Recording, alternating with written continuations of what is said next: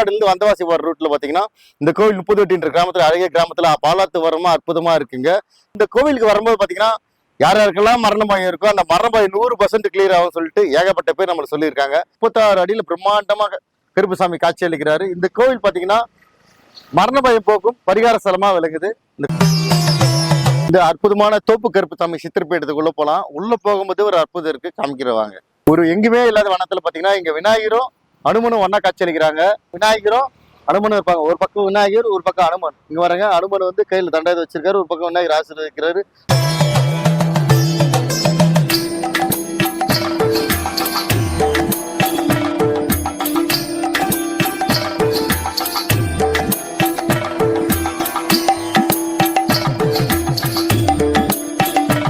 பிரம்மாண்டமான கருப்புசாமி பாத்தீங்க. அவருக்கான கத்தி பாருங்க, 14 அடி உயரத்துல பிரம்மாண்டமா இருக்கு. இது மாதிரி கத்தி நான் பார்த்ததே இல்லை. இப்படி பாருங்க எவ்வளவு பெருசா இருக்கு. அவர் உருத்தது மாதிரி கத்தி வச்சிருக்காங்க. சபரிமலை ஸ்ரீ தர்மசாஸ்தா கோவில்ல இருக்க மாதிரி 18 படி அமைச்சிருக்காங்க. ஒரு அற்புதமான ஒண்ணு. அங்க இருக்க மாதிரி அமைப்பு வச்சு மேல வந்து கருப்புசாமி இருக்காரு. ஏன் இந்த கோயிலுக்கு மரண பயம் போக்கும் கோயில்னு சொல்லுவாங்கன்னா, இது மாதிரி யம தர்மரோட வாகனம் யமனான உருவத்தையே பார்த்தீங்கன்னா தண்டாயத்தில் அடக்கிற மாதிரி இருக்கும். இது பாருங்க, இந்த அமைப்பு வந்து வேற எங்க நீங்க அவ்வளோ நேரம் பார்க்க முடியாது. அவரே வந்து கட்டுக்கோப்பில் வச்சிருக்காரு, ஃபுல்லாவே அவர் கட்டுப்பாட்டில் வச்சிருக்காரு. கருப்புசாமியோட வாகனம்னு சொல்லுவாங்க, குதிரை. அது வெள்ளை குதிரை, அவருக்கு ரொம்ப பிடிச்சமானது ஒண்ணு. அவரோட வாகனமும் இங்க அமைச்சிருக்காங்க. பாருங்க எப்படி துள்ளி குதிக்கிற மாதிரி அவர் பிடிச்ச விதத்துல கலர்ல இருக்காங்க. இது ஒரு அற்புதம். அப்படியே சுத்தி அப்படி பார்க்கலாம் வாங்க. இவர் வந்து தண்டாயுதம் எவ்வளவு பெருசா இருக்கு. அதுல குரங்கு அமைப்பு எல்லாமே நல்லா இருக்கு. சர்ப்பம், தலையில உச்சி கிரீடத்துல பாத்தீங்கன்னா விநாயகர் இருப்பாரு. அந்த வீடியோல உங்களுக்கு அப்படியே காமிக்கிறோம். ஒரு பிரம்மாண்டமா இருக்கும், நேர்த்தியா அழகா இருக்கும். பிரம்மாண்டமா பெருசா கட்டும் போது பாத்தீங்கன்னா அழகு வந்து இருக்காதுன்னு சொல்லுவாங்க. இந்த பிரம்மாண்டமாவும் இருக்கும்போது அழகாவும் கட்டியிருக்காங்க.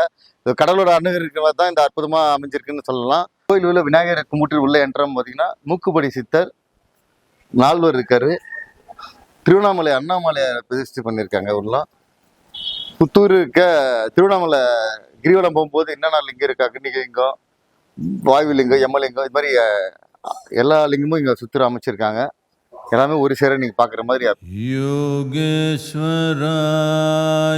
மகாதேவாய த்ரயம்பகாய திரிபுராந்தகாய त्रिकाग्निकालाय कालाग्निरुद्राय नीलकण्ठाय मृत्युञ्जयाय सर्वेश्वराय सदाशिवाय सर्वेश्वराय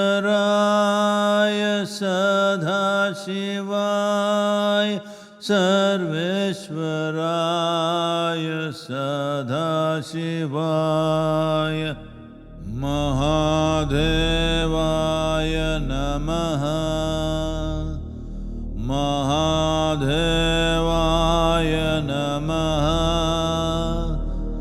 महादेवाय नमः योगेश्वराय महादेवाय त्रयम्बकाय त्रिपुरान्तकाय त्रिकाग्निकालाय कालाग्निरुद्रा. நம்ம கூட சிவகோபி ஐயா இருக்காரு. கோயிலை பத்தி சில வார்த்தைகள் கேட்கலாம். ஏன் இந்த கோயிலோட ஸ்தல வரலாறு, இந்த கோயில் வந்து என்னென்ன பலன், ஒரு வணங்குறதுக்கு வந்து இவங்க குலதெய்வமா இருந்ததா வணங்கணுமா, இல்லை மற்றவங்க எல்லாம் வணங்கலாமா, அதை பத்தி சில வார்த்தைகள் சொல்லுங்க ஐயா. ஐயா, அன்பர்கள் அனைவருக்கும் வணக்கத்தை தெரிவித்துக் கொள்கிறோம். நமது ஆலயம் அமைந்திருக்கும் இடமானது அருள்மிகு தோப்பு கருப்புசாமி ஆலய சித்தர்பீடம் மரண பயம் போக்கும் பரிகார ஸ்தலமானது ஆற்காடிலிருந்து, ராணிப்பேட்டை மாவட்டம் ஆற்காடிலிருந்து பைபாஸ் செல்லும் சாலையில் தென்பாலாற்றங்கரை ஓரம் ஒரு எழில்மிகு தோற்றத்துடன் அமைந்துள்ளது. நம்ம இடம் வந்து பார்த்தீங்கன்னா காட்சி கொடுத்த இடம். சுவாமி வந்து இயற்கையா அக்னி சுரூபமாக காட்சி கொடுத்து அதுக்கப்புறம் கோவில் உருவான ஒரு இடம். இங்கே சிறப்பு அப்படின்னு பார்த்தீங்கன்னா வருஷத்தில் ஒரு 8 பூஜைகள் பண்ணுறோம். ஜனவரி 1 ஆங்கில வருஷ பிறப்பு அன்னைக்கு லட்ச அர்ச்சனை என்று சொல்லக்கூடிய ஒரு நிகழ்வான சுவாமிக்கு மலர்கள் கொண்டு லட்சம் முறை அர்ச்சனை செய்து ஒரு சிறப்பான ஒரு பூஜையானது ஜனவரி 1. அதுக்கப்புறம் பங்குனி உத்திரம் சுவாமியினுடைய வருஷ அபிஷேகம். பெரிய கருப்புசாமி 36 அடி பிரம்மாண்டமாக ஏழ்மிகு தோற்றத்துடன் காணப்படக்கூடிய அவரை வந்து ஒரு வருஷ அபிஷேகம் என்ற ஒரு நிகழ்ச்சி. அன்னைக்கு வந்து கறி விருந்து ஏற்பாடு செய்து அன்னதானம், அன்னைக்கு சிறப்பான ஒரு அன்னதானம் இருக்கும். சித்திரை 1 அன்னைக்கு 1008 பால்குட அபிஷேகம் சுவாமிக்கு நடைபெறும். அதுக்கப்புறம் வந்து பார்த்தீங்கன்னா சித்ரா பௌர்ணமி அன்னைக்கு தீமிதி திருவிழா பிடிக்காசு அன்னைக்கு ஒரு ரொம்ப விசேஷமான, நம்ம இந்த பக்கம் வட மாவட்டங்கள்லேயே நம்ம கோவிலில் தான் அந்த பிடிக்காசு என்று சொல்லக்கூடிய ஒரு நிகழ்வானது வெகு சிறப்பாக நடைபெறும். அதுக்கப்புறம் வந்து பார்த்தீங்கன்னா ஆடி அமாவாசை ரொம்ப விசேஷம். ஆடி அமாவாசை அன்னைக்கு சுவாமிக்கு சிறப்பு அபிஷேகங்கள் அலங்காரங்கள்லாம் பண்ணி அன்னைக்கும் அன்னதானங்கள் சிறப்பான முறையில் நடைபெறும். இது நம்ம ஆலயத்தினுடைய நிகழ்ச்சிகள். இது தவிர்த்து மாதந்தோறும் அமாவாசை பௌர்ணமி தினங்களில் சுவாமிக்கு சிறப்பு பூஜைகள், ஞாயிற்றுக்கிழமை தோறும் சுவாமிக்கு சிறப்பு அபிஷேகங்கள் நடைபெற்று அந்த அபிஷேக தண்ணியானது யாரெல்லாம் உடம்பு சரியில்லைன்னு வராங்களோ பக்தர்கள் அவங்களுக்கு அந்த தீர்த்தமானது சுவாமியினுடைய பிரசாதமானது அவங்களுக்கு தெளிச்சு விடுறது ஒரு ஞாயிற்றுக்கிழமையில ஒரு விசேஷமான ஒரு உண்டு. அது முடிஞ்ச பிறகு அன்னதானம். நம்ம ஆலயத்தினுடைய சிறப்பே அப்படின்னு பார்த்தீங்கன்னா கடா வெட்டி அன்னதானம் போடுறது ஒரு சிறப்பு. சுவாமிக்கு பிடிச்ச ஒரு விஷயம். அது ஒரு எப்படி சொல்றது, ரொம்பவே ஒரு விசேஷம். ஒரு விஷயம் வேண்டிக்கிறாங்க, ஒரு வேலைக்கு போகணும்னு வேண்டிக்கிறாங்க, ஒரு போலீஸ் ஆகணும்னு வேண்டிக்கிறாங்க, ஒரு சிஆர்பிஎஃப்ல வேண்டிக்கிறாங்க அப்படின்னும் போது இது போல இந்த நிகழ்ச்சி வருஷாபிஷேகத்துக்கு ஒரு 5 நபர்கள் நம்ம ஆலயத்துல வந்து போன வருஷம் வேண்டிட்டு போனவங்க. சிஆர்பிஎஃப் போலீஸ்ல நிறைய பேர் செலக்ட் ஆயிட்டு அவங்க இந்த வருஷத்துக்கு கெடா காணிக்கையா கொடுத்துருக்காங்க. ஒரு 5 கடை காணிக்கையா கொடுத்துருக்காங்க. இது போல பக்தர்கள் அவங்களுடைய சக்திக்கு ஏற்ற மாதிரி மணி வாங்கி கொடுக்கறது, சுவாமிக்கு பிடிச்ச மணி சத்தம் ரொம்ப பிடிக்கும், அந்த மணி வாங்கி கொடுக்கறது ஒரு விசேஷம், தேங்காய் உடைக்கிறது ஒரு விசேஷம். இந்த மாதிரி ஒரு சில விஷயங்கள் பரிகாரங்களா நம்ம சொல்லிட்டு இருக்கோம். அதுவும் பண்றாங்க, அவங்களுக்கு அது நிறைவேறுது. குழந்தை இல்லாதவங்க இந்த வருஷம் 18 வருஷம் ஒருத்தர் குழந்தை இல்லை, அவங்க நம்ம ஆலயத்துல வந்து சுவாமி கிட்ட எலுமிச்சம்பழம் கனி சாப்பிட்டு அவங்களுக்கு குழந்தை உண்டாயிட்டு அவங்க எடுத்துட்டு வந்து மாட்டினது சுவாமிக்கு காணிக்கையா செலுத்தியிருக்காங்க. இது போல நிறைய விசேஷங்கள், நிறைய மிராக்கிள்ஸ் என்று சொல்லக்கூடிய அந்த மாதிரி ஒரு விஷயம்லாம் சுவாமி கிட்ட இங்க நடக்குது. அனைத்து பக்தர்களும் தவறாமல் வந்து சுவாமி தரிசனம் செய்து தோப்பு கருப்புசாமியின் அருளை பெறுமாறு அன்போடு கேட்டுக்கொள்கிறோம். குறிப்பா இங்க வந்து மரண பயம் போக்கும் பரிகார ஸ்தலம்னு சொல்லிட்டு இருக்கு. அதை பத்தி சில வார்த்தைகள் சொல்லுங்க. நம்மளோட சுவாமி பார்த்தீங்கன்னா கருப்புசாமி. பயத்திலேயே உச்சக்கட்ட பயம் மரண பயம். இந்த பயத்துல இருந்து விடுவிக்கிறதுக்காக சுவாமிக்கு சிறப்பு வாய்ந்த ஒரு சுவாமியா சுவாமி இங்க எழுந்தருளி காட்சி தந்திருக்கிறாரு.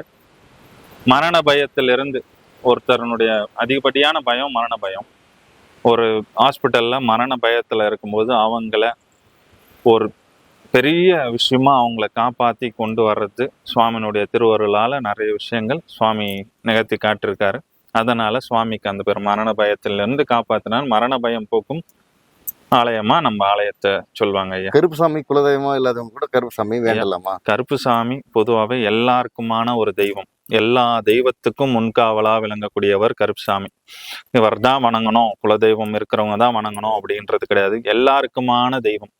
எல்லா தெய்வங்களும் வணங்கறதுக்கு முன்னாடி நம்ம வணங்கக்கூடிய ஒரு தெய்வமா கருப்புசாமி இருக்காருங்க.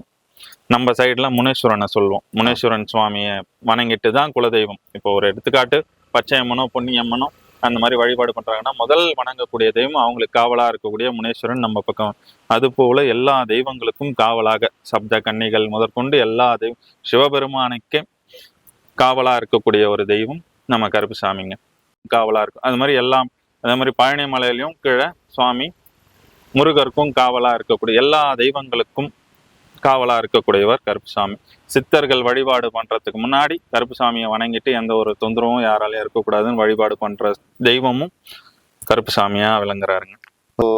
ஒரு சாமிக்கு ஒன்னொன்னு பிடிக்கும்னு சொல்லுவாங்க. இப்ப கருப்புசாமிக்கு ஸ்பெசிஃபிக்கா இந்த பொருள் பிடிக்கும், இந்த பூக்கள் பிடிக்கும், இந்த பழங்கள் பிடிக்கும். இது மாதிரி வெடிச்சு படைக்கும் போது அவர் மனம் குளிர்ச்சி அடையும் சொல்றதுக்கு கண்டிப்பா பொருட்கள் என்னென்ன ஐயா?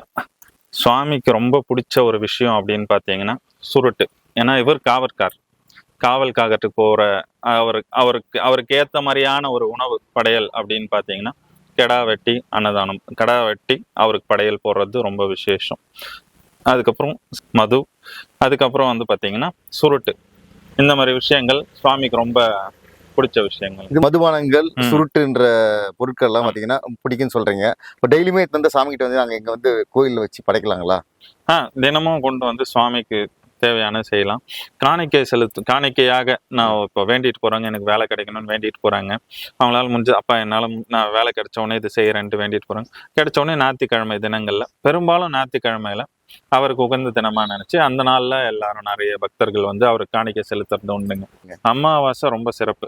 அமாவாசை அன்னைக்கு பாத்தீங்கன்னா ஒரு ஆயிரக்கணக்கா பக்தர்கள் வந்து சுவாமி தரிசனம் செய்யறாங்க. இந்த பக்தர்கள்லாம் அன்னைக்கு இரவு இங்க சுவாமி இரவு இரவு தங்கி சுவாமியினுடைய அருளை பரிபூர்ணமா பெறாங்க. அதுக்கு எந்தெந்த நேர காலத்துல வரணும்? அப்போ வரும்போது ஏதாச்சும் சாமிக்கு வாங்கிட்டு வரணும் நினைச்சா என்னென்ன வாங்கிட்டு வரலாம்?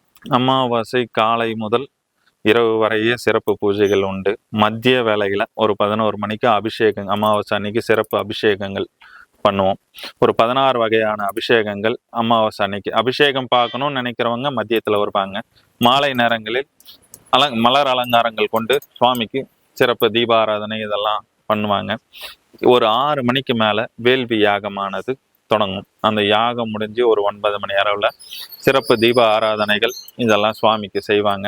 இந்த யாகம்லாம் முடிஞ்சு இதெல்லாம் முடிஞ்ச பிறகு சுவாமி சுடலைக்கு போயிட்டு வர்றது இங்க ஒரு சிறப்பு. குதிரை வாகனத்துல எல்லை இங்க சொல்ற 8 எல்லை சுடுகாடு, நம்ம கோவிலை சுத்தி 8 சுடுகாடுகள் இருக்கிறது. அந்த எல்லைகள் போயிட்டு சுற்றி சுவாமி குதிரை வாகனத்துல அந்த எல்லையை சுத்தி வர்றது ஒரு ரொம்ப விசேஷமா இருக்கும். அந்த பரிகார ஸ்தானத்துல இப்போ சில பேர் வந்து கோயிலுக்கு வர முடியும், சில பேர் வர முடியாதவங்களுக்கு வந்து அவங்க வீட்டு சார்ந்தவங்களோ நண்பர்களோ யாராச்சும் உங்ககிட்ட வந்து இங்க கேட்கும் போது என்ன விபூதி மாதிரியா இல்ல கையெழுக்கலாம்? ஐயா, வர முடியாத சூழல் எத்தனையோ பேர் ஹாஸ்பிட்டல்ல இருப்பாங்க. அவங்க உறவினர்கள் வந்து அவங்க இப்போ கணவன் இருக்காருன்னா அவங்க மனைவி வந்து எங்க சுவாமி கிட்ட மண்டிட்டு வேண்டிப்பாங்க. அவங்களுக்கு சுவாமி கொடுக்குற உத்தரவு பார்த்தீங்கன்னா ஒரு கனியும் ஒரு பிடி விபூதியும் தாங்க. அதை எடுத்துட்டு போயிட்டு அவங்களுக்கு வச்சு விட்டு நிறைய பேரை சுவாமி வந்து அவர் அவர்களால காப்பாத்தி இருக்காரு. ரொம்ப நன்றிங்க நேரம் ஒதுக்கி சொன்னதுக்கு. சிவானமிங்க. சாமி சித்திரப்படத்துல தான் இருக்கு. நம்ம நீங்களும் இந்த வீடியோ எல்லாருக்கும் ஷேர் பண்ணுங்க.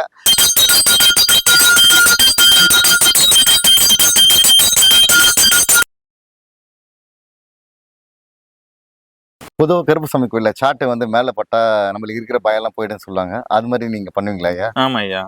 இந்த திசையில இருக்கிற அனைத்து சுத்தி இருக்கிற 8 ஊருக்கும் சுவாமி போயிட்டு வர குதிரை வாகனத்துல போயிட்டு வர்றது. அப்படி போகும்போது அவர் கையில வீச்சருவாலும் சாட்டையும் ஏந்திட்டு போறது உண்டுங்க. அதனால அந்த சாட்டை யாரெல்லாம் பயந்து போய் வராங்களோ, மந்திரம் போடணும், அவங்களுக்கு உடம்பு சரியில்லை சாமி அப்படின்னு வரவங்களுக்கு அவருடைய சாட்டை அவங்க மேல வச்சு பூஜை பண்றது ரொம்ப ஒரு விசேஷம். அவங்க எடுத்து அந்த சாட்டை எடுத்து அவங்க மேல வைக்கும் போதே அந்த உடம்பு பிணியானது, உடல் பிணியானது நீங்கி அவங்க உடல் ஆரோக்கியம் பெறாங்க. நார்மலா இருப்பாங்க, அவங்க வந்து புத்துணர்ச்சி ஆகிறதுக்கு கூட அது வருதுங்களா? ஆமாங்க ஆமாங்க. ரொம்ப கை கால்லாம் ரொம்ப வலி, என்னால முடியல சாமி அப்படின்னு அவர் சாட்டை அடி ஒரு அடி வாங்கும்போது அந்த வலிகளானது பறந்து போகுது. त्र्यम्बकाय त्रिपुरान्तकाय त्रिकाग्निकालाय कालाग्निरुद्राय नीलकण्ठाय मृत्युञ्जयाय सर्वेश्वराय सदाशिवाय सर्वेश्वराय सदाशिवाय सर्वेश्वराय सदाशिवाय महादेवाय नमः महादेवाय नमः महादेवाय नमः योगेश्वराय महादेवाय त्र्यम्बकाय त्रिपुरान्तकाय நீங்க தனியா வச்சிருக்கீங்க கருப்புசாமி ஒரு வாகனத்துல வச்சிருக்கீங்க? ஆமா ஐயா. ஐயா கருப்புசாமி கோவில்னாவே ஐயா குதிரை தான், வெள்ளை குதிரை தான் ஸ்பெஷல். அதனால ஐயா குதிரை வாகனத்துல இருக்கிற மாதிரியான ஒரு அமைப்பு. இந்த இடம் வந்து பாத்தீங்கன்னா தியானம் பண்றதுக்கும் அமாவாசை தினங்கள்ல அருள்வாக்கு சொல்றதுக்குமா இந்த இடத்த நம்ம பயன்படுத்துறோம் ஐயா. இந்த அருள்வாக்கு என்ன டைமிங்ல சொல்றீங்க ஐயா? அமாவாசை தினத்துல இரவு 9 மணிக்கு மேல. அதுக்கு அப்பாயின்மெண்ட் என்ன வாங்கணுங்களா எப்படி? ஆமா ஐயா, அன்னைக்கு அமாவாசை அன்னைக்கு வந்து கொஞ்சம் முன்பதிவு பண்ணிக்கணும். ரொம்ப சந்தோஷம் ஐயா. நம்ம ஆலயத்துல அன்னதானம் தான் ஐயா ஸ்பெஷலு. அமாவாசை, பௌர்ணமி, ஒவ்வொரு ஞாயிற்றுக்கிழமையும் மதியம் 12 மணிலேருந்து 1 மணி வரைக்கும் வர பக்தர்கள் எல்லாருக்கும் அன்னதானமானது சிறப்பு ஏற்பாடுகள் பண்ணிட்டு இருக்கோம். மாசம் மாசம் பண்றோம், வாரம் வாரம் பண்ணிட்டு இருக்கோம். कालाय कालाग्निरुद्राय नीलकण्ठाय मृत्युञ्जयाय सर्वेश्वराय सदाशिवाय सर्वेश्वराय सदाशिवाय सर्वेश्वराय सदाशिवाय महादेवाय नमः महादेवाय नमः महादेवाय नमः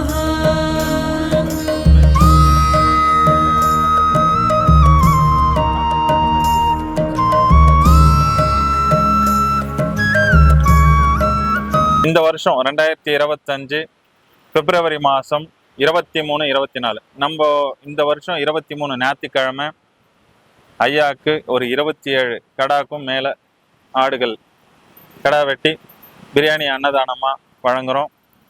அனைத்து அன்பர்களும் தவறாமல் கலந்து கொண்டு அன்னதானத்தை சிறப்பிக்குமாறு அன்போடு கேட்டுக்கொள்வோம்.